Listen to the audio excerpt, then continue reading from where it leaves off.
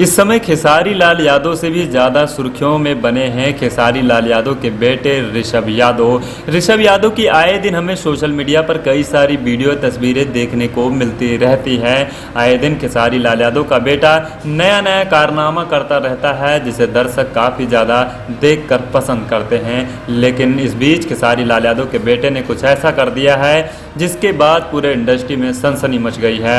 आप लोग भी देख सकते हैं जिसमें खेसारी लाल यादव का बेटा एक खतरनाक स्टंट करता हुआ नजर आ रहा है। आप लोग भी देख सकते हैं कि छोटी सी उम्र में भी खेसारी लाल यादव का बेटा इतना बड़ा स्टंट कर रहा है। खेसारी लाल यादव के बेटे ऋषभ यादव का ये वीडियो सोशल मीडिया पर काफ़ी ज़्यादा वायरल हो रहा है और जो इस वीडियो को देख रहा है सबके होश उड़ जा रहे हैं, क्योंकि खेसारी लाल यादव का बेटा पहली बार ऐसा खतरनाक स्टंट करता हुआ नजर आया है। आप लोग भी ज़रा वीडियो की झलक में देखेंगे तो खेसारी लाल यादव का बेटा बहुत ही धांसू तरीके से स्टंट कर रहा है।